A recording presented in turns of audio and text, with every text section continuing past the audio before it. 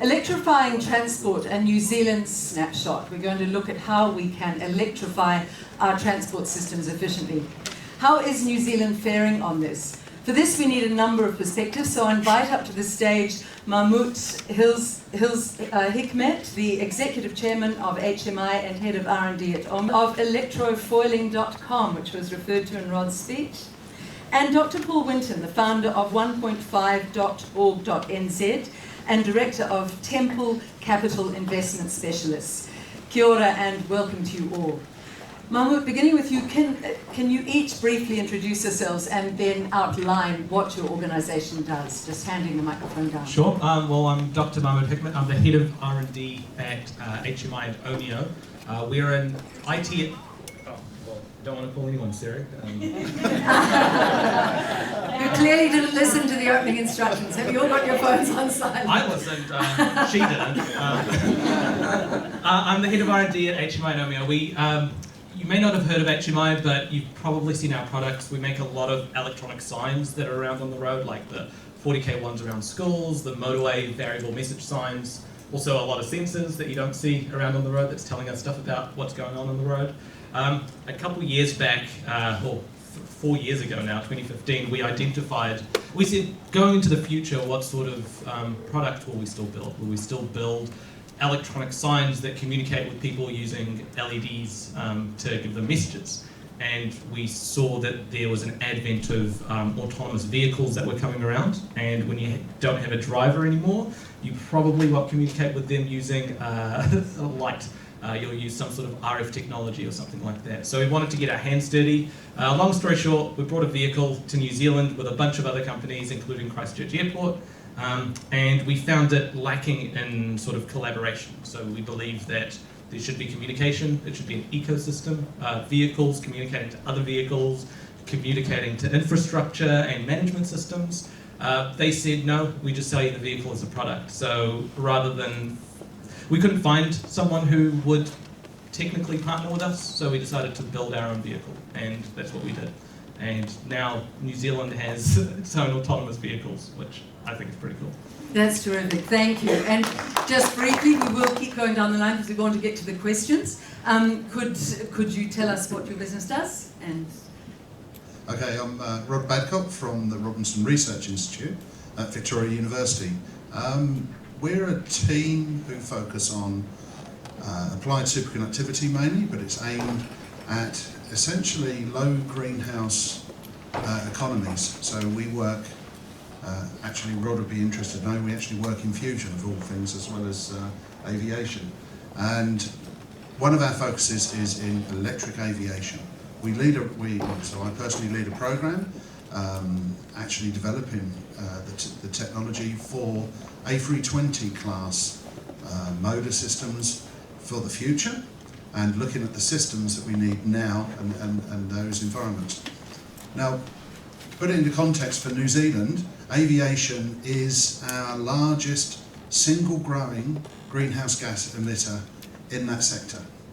Okay, it's the largest sector in that growth, and it's growing, and we need to do something about it. Internationally, of course, what's happening is there's fast, rapid transport systems in terms of trains. China are investing in the Fuxing high-speed rail systems. It's electric, they're powering off renewable sources where they can, they're growing the renewable. We don't have that option in New Zealand for the way we trade. So we need to deal with it. But we have some unique advantages in New Zealand, and we can capitalise on them. And some of those advantages are our terrain. So we have a variety of short hop flights. Why is that interesting? Because internationally there is a great focus looking at electric aviation, but New Zealand has the ultimate flight profile to be able to capitalise on it. We actually have a flight profile that's predominantly thrust to lift off, to take off. We have a very short cruise, and then we're landing. We're also blessed in New Zealand that we have a state carrier in New Zealand who are literally getting right behind the electric aviation. They believe in it. We have a country that wants to do it. We have an electricity system that is powered off renewable energy, and we have the ability here that we can capitalise. We could look at the charging. We can make a drastic improvement in the way that we emit in our economy. So I don't want to take too much time. So Thank you, Ron. We'll develop that more, please. It's wonderful. Actually, if you keep those two microphones, and you two can have this one.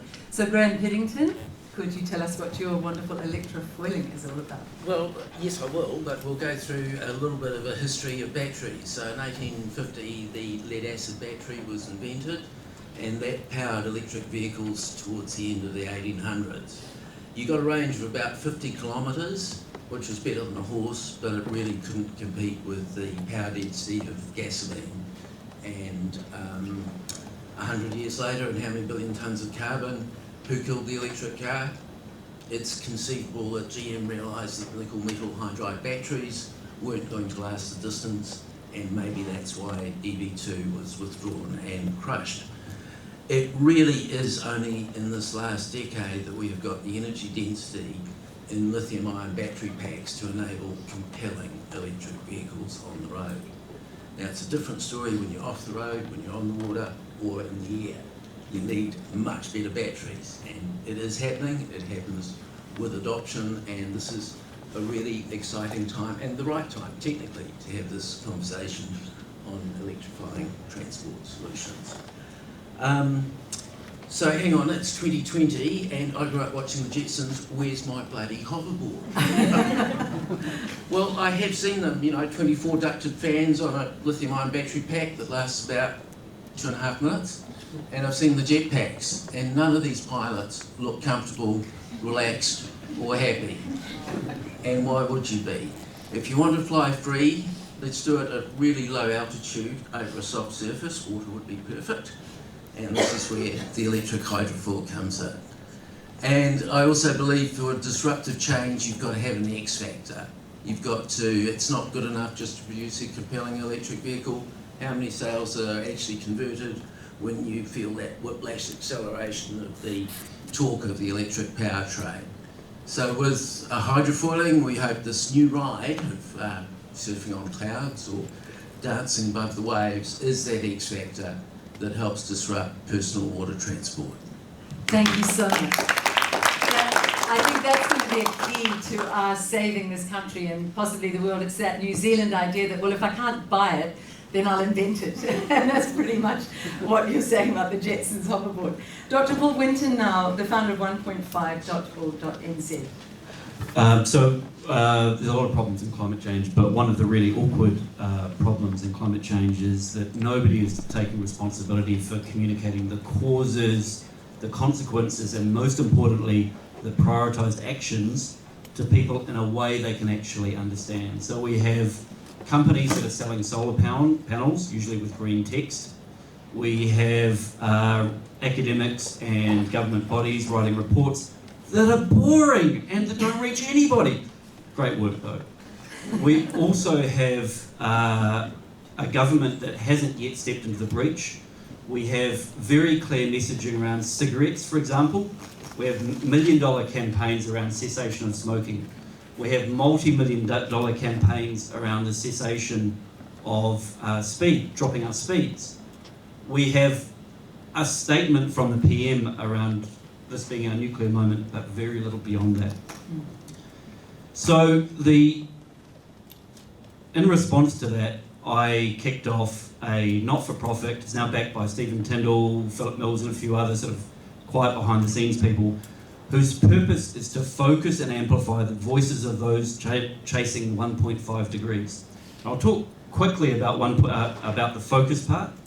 There are a lot of people who are doing a lot of work, well-intentioned people, but not focusing on the things that matter. And the road to hell is paved with good intentions.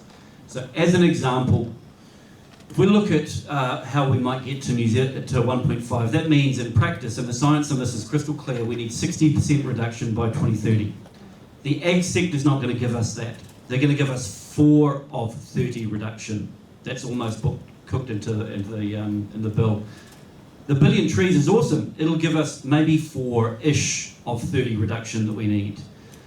Fonterra won't be able to dry baby milk with coal by 2030. Social waste and operate, gone. That's 2.5. Great, that's gone. We will also manage better our landfill. That's maybe 3. you go through a bunch of those sort of things and you get to 15 of 30. The only way that New Zealand gets to 1.5 is the complete elimination of petrol and diesel for road transportation. So this conversation is the most important conversation in the country. We're getting some stuff out of the government, and so what we're doing now is working up how the New Zealand transport fleet can move to zero emissions or thereabouts. You can keep your jalopy if you want by 2030. That's terrific, and a real call to arms there. Thank you for that. So Mahmood, let's begin with you and go down the line. Where, if anywhere, is New Zealand doing well then in our transport systems? As Paul says, we're going to focus on that on this panel discussion. With transport systems, well, not with autonomous vehicles. We're doing really well with urbanisation, looking more at people-focused pedestrianisation and that sort of stuff.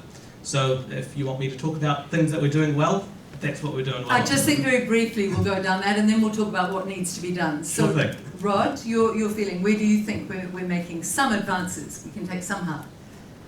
So actually, not my area particularly for that, but I'd actually say that one of the areas that New Zealand should be applauded on is actually electric bicycles. Of all things, it's an electric vehicle, it's an assist, it's actually very low carbon emission in the production, and the uptake in New Zealand is actually phenomenal, far surpasses what any government target for other forms of EVs. Thank you, and I took succor from the fact that you said New Zealand is very open to new technologies, which is your area. And I guess so in my area and New Zealand, people don't realise that they're using the ethanol waste stream from Fonterra as the biofuel additive. They're putting it in. It's a direct reduction on their emissions without even going electric, and they are receptive and looking hard at trying to be the new Norway in New Zealand.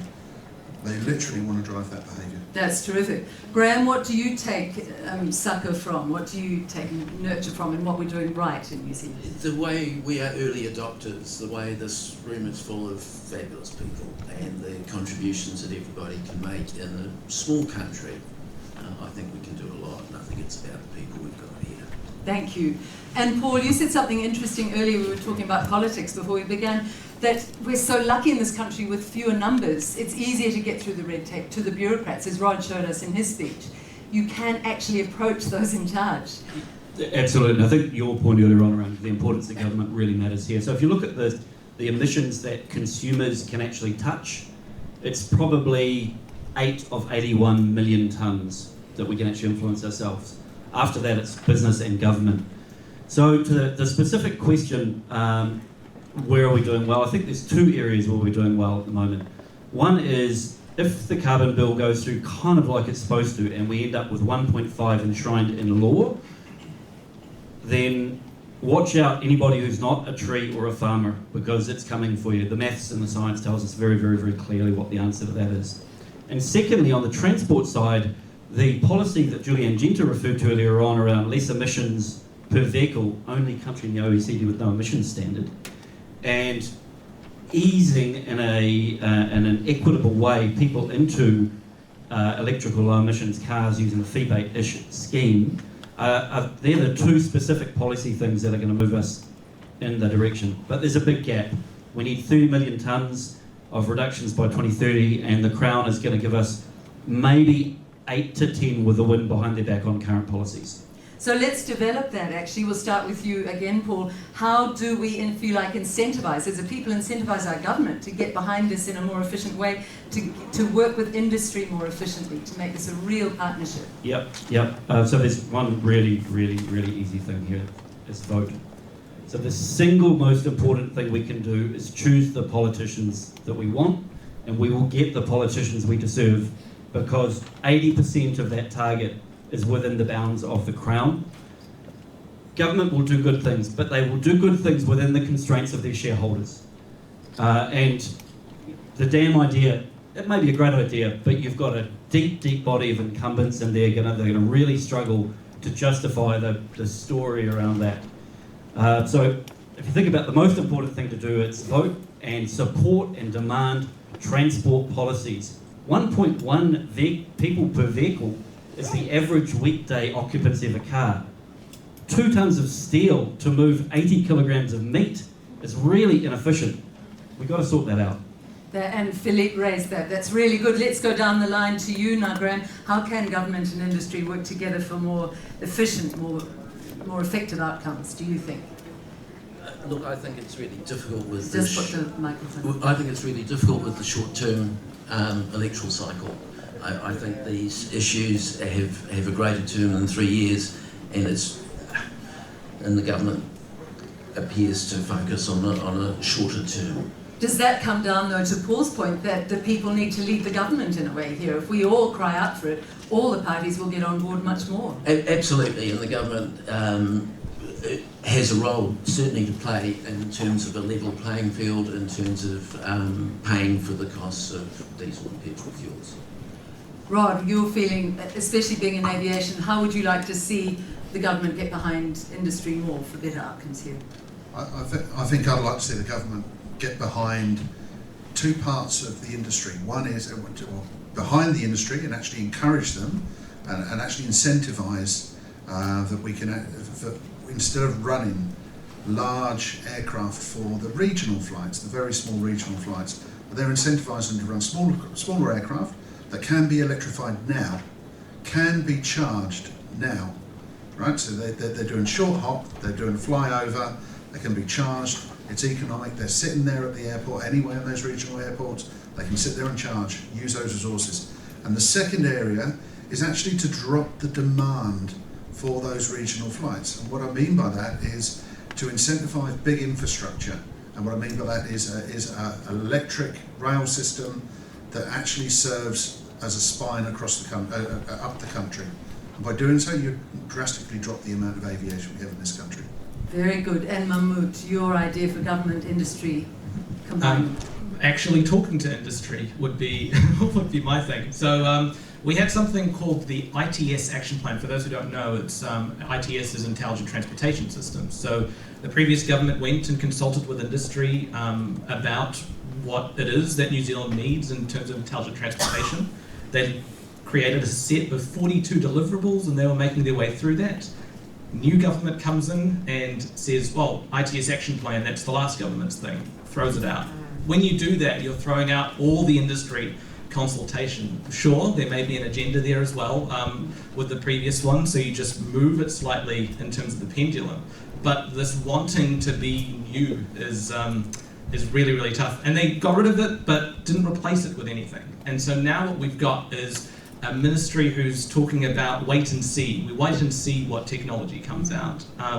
And wait and see seems like a safe decision to make, but it's actually it's a dangerous one, because if you wait and see as the government and the enabler of technology, the ones who should be setting up the frameworks, both legal and regulatory, that's actually a decision to allow industry to determine that for you.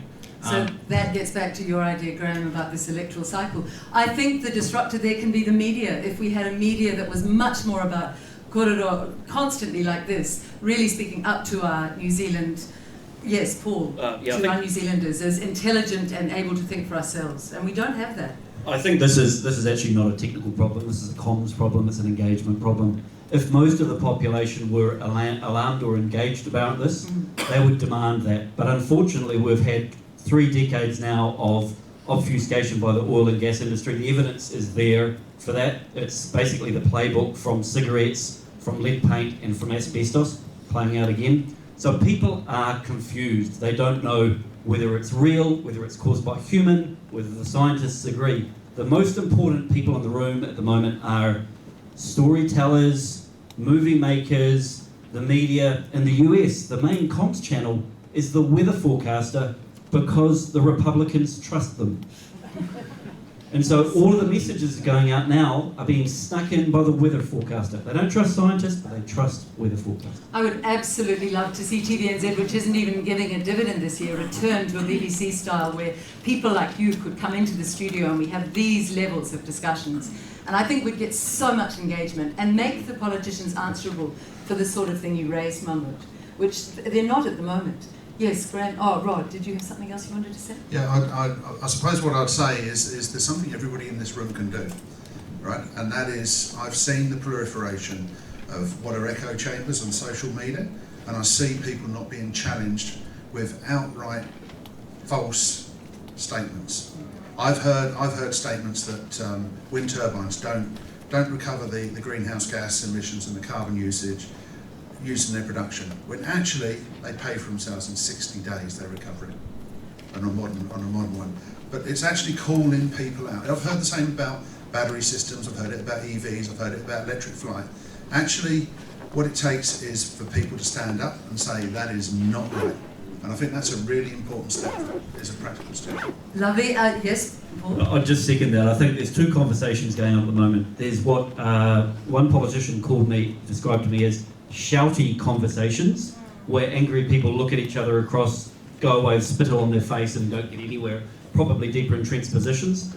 Or there's Facebook bubbles where everybody just, yeah, it's so true, man. I wish those other guys would, God, they're all idiots, aren't they? All agreeing with ourselves. We actually need to have respectful conversations where we step across to people, we help them understand our position and vice versa, and in doing so, shift the national sentiment towards action. So yelling is not awesome, and agreeing with each other feels good, but doesn't do anything. Let's move on very quickly to Can some I just issues. say one Yes. more? So I'm the head of R&D of an autonomous vehicle company. You'd think that I'd spend most of my day talking and thinking about technology, but I don't. I spend most of my time educating people about misconceptions with technology, getting them to actually understand the technical trade-offs of doing one thing over another thing.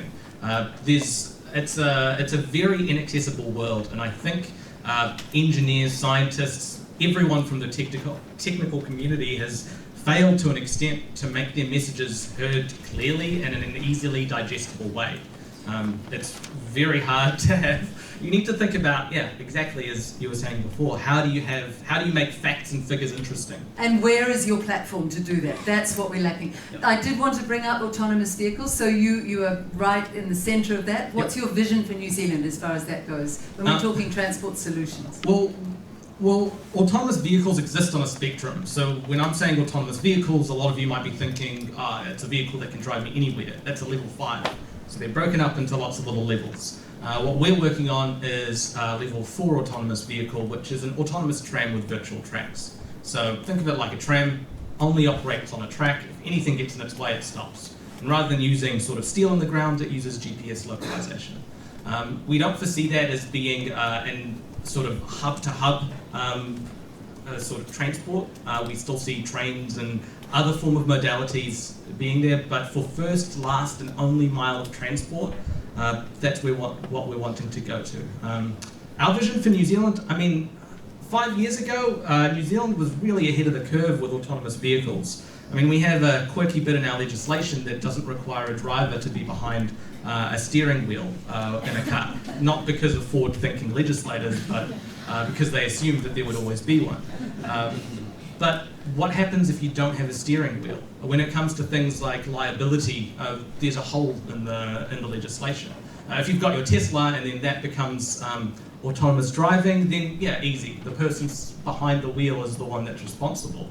We have a joystick, and you can have left or right hand drive depending on where the USB cable extends to. So we've dropped the ball, I think, strategically in New Zealand.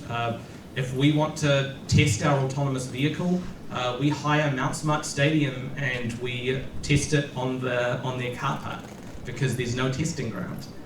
If we want to move our vehicle down the street to a place to store it, we need to hire a tow truck because we can't operate the vehicle on the road. It's at the same time it's easier for us to communicate with governments in Korea, in the US, in Australia. We had legislation changed in Australia in New South Wales to allow autonomous vehicles on the road there. So they started behind us, but they're moving well ahead of us at the moment. It's easier for you to communicate with governments there than here in New Zealand. At the moment, yeah. Wow, that needs to change. I want to talk water transport. We are a little bit... this will have to be the last one. Water transport, Graham, what do you see as really effective water transport solutions? Well, there's plenty of space out on the water. I'm not sure about the legislative requirements for autonomy on the water. but it's a great environment to test and learn on. It's not as much demand, and the physical problems are different as well. Exactly. They could be a little bit easier. And explaining to someone, if we've solved the problem for a boat, how do you say we've solved the problem on land? So it's also a... Well, you've got a bit more experience. It's wonderful. We will have to wrap it there, but we could have talked for another hour easily, and it would have been great to have questions, but as you can see, the clock is always against us today. Mahmood, Hikmet, Dr. Rod Badcock, Graham Piddington, and Dr. Paul Winton. Thank you all very much.